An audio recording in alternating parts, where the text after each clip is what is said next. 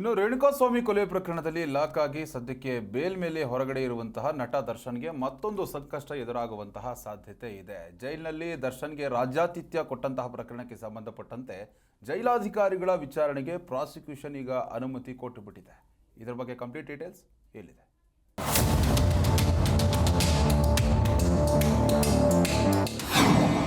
Central ಜೈಲ್ನಲ್ಲಿ ನಟ ದರ್ಶನ್ಗೆ ರಾಜ್ಯಾತಿಥ್ಯ case.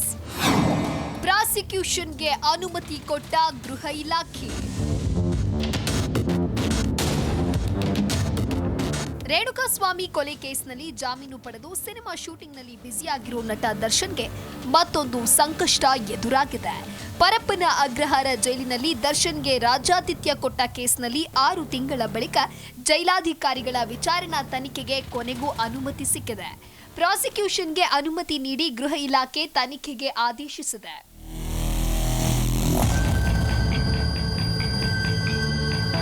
ಕಳೆದ 1 ವಾರದಿಂದ ಪಿಸಿ ಆಕ್ಟ್ ಅಡಿಯಲ್ಲಿ ಜೈಲಿನ ಅಧಿಕಾರಿ ಸಿಬ್ಬಂದಿ ವಿಚಾರಣೆಯನ್ನ ನಡೆಸಿ ಹೇಳಿಕೆ ದಾಖಲಿಸಲಾಗ್ತಾ ಇದೆ.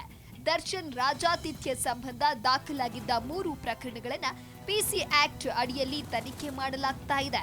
ಭ್ರಷ್ಟಾಚಾರ ನಿಗ್ರಹ ಕಾಯ್ದೆಯಡಿ ತನಿಖೆ ನಡೆಸ್ತಾ ಇರುವ ಪೊಲೀಸರು ಅತಿ ಶೀಘ್ರವೇ 3 ಪ್ರಕರಣದಲ್ಲಿ ಚಾರ್ಜ್ ಶೀಟ್ ಸಲ್ಲಿಕೆ ಮಾಡಲು ಸಿದ್ಧತೆ ನಡೆಸಿದ್ದಾರೆ. ಹೀಗೆ 3 ಪ್ರಕರಣದಲ್ಲಿ ಅಧಿಕಾರಿಗಳ ಕೈವಾಡ ಬಗ್ಗೆ ಸಾಕ್ಷ್ಯ ಲಭ್ಯವಾಗಿದ್ದು, ಆರೋಪಿಗಳ ಜೊತೆಗೆ ಅಧಿಕಾರಿಗಳಿಗೂ ಸಂಕಷ್ಟ ಎದುರಾಗಲಿದೆ ಎನ್ನಲಾಗಿದೆ. ಇನ್ನು ಮೊದಲ ಪ್ರಕರಣದಲ್ಲಿ ದರ್ಶನ್ ಕೈಗೆ ಸಿಗರೇಟ್ ಬಂದಿದ್ದು ಹೇಗೆ, ಹಾಗೆ ಪ್ರಕರಣದಲ್ಲಿ ಜೈಲಿನಲ್ಲಿ ಮೊಬೈಲ್ ಬಳಕೆ ಬಗ್ಗೆ ತನಿಖೆ ನಡೀತಾ ಇದೆ. ಜೊತೆಗೆ 3ನೇ ಪ್ರಕರಣದಲ್ಲಿ ಅಧಿಕಾರಿಗಳ ಪಾತ್ರ, ಕಳ್ಳಾಟದ ಬಗ್ಗೆ ವಿಚಾರಣೆ ನಡೀತಾ ಇದ್ದು, ಜೈಲಿನ ಅಕ್ರಮದ ಇನ್ನಷ್ಟು ಸತ್ಯ ಬೆಳಕಿಗೆ ಬರುತ್ತೆ ಎನ್ನಲಾಗಿದೆ.